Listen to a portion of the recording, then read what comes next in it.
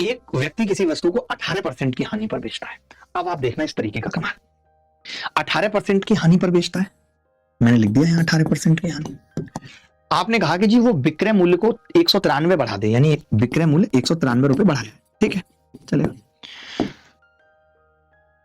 अब आप देखोगे ये कह रहा है कि जी 23% घटा दिया कीमत को, 9% बढ़ा लिया, 23 निम्मा 207 को 100 से भाग करेंगे 2.07, 23 और 9 ये माइनस का 14 बचेगा, माइनस का ऑलरेडी है तो ये आ गया जी माइनस का 16.07%, माइनस का 16.07%।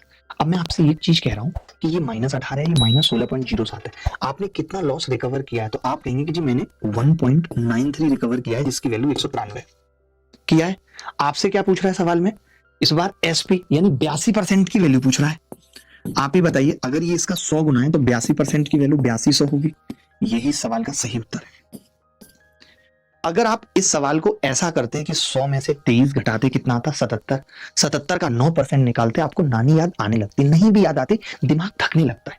मैं ये जो सब बातें बता रहा हूं ये इसलिए कि पेपर में किसी भी सवाल को करते वक्त आपका दिमाग इतना ना थक जाए कि आगे के सवाल सरल भी ना तो वक्त बचे उनके लिए या फिर गलती होने लगे, और पेपर में होती है। तो अच्छे तरीकों का मतलब यही है कि अगर आप इन्हें अपनाओगे तो इनसे आपका दिमाग रिलैक्स रहेगा। 25 सवाल करने के बाद भी रहेगा मैंने कुछ किया नहीं।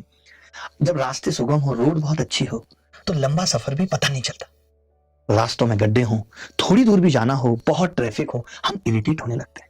सेम फंडा गणित के साथ है, गणित के सवालों के साथ है। तरीके खराब होंगे, इरिटेटिंग होंगे, आगे बढ़ने का दिल ही नहीं करेगा। अच्छा, इस सवाल में एक चीज और बताता हूं। मैं हमेशा एक बात सिखाता हूं बच्चों को जिसका नाम है अल्ट्रा कैल्सी ट्रिक। आपने यूट्यूब पे देखा है, मैंने अल्ट्रा कैल्सी बैच पढ़ा है जिसके अंदर बहुत सारी ट्रिक सिखाई, जहां पे मैं एक बात बच्चों को सीधे कहता हूं कि आप चेक कर लो पूछा क्या है। जैसे सवाल में मूल बिक्री मूल्य पूछा था, इस सवाल में मूल बिक्री मूल्य पूछा था और मुझे यह भी मालूम था कि इस सवाल को आपने 18% की हानि पर बेचा है, यानी जो भी होगा 18% की हानि का मतलब वो 82% यानी 82 का मल्टीपल होगा। ये संख्या 82 से नहीं कट रही, ये संख्या नहीं कट रही, ये नहीं कट रही, एक ही संख्या थी जो 82 से कट रही।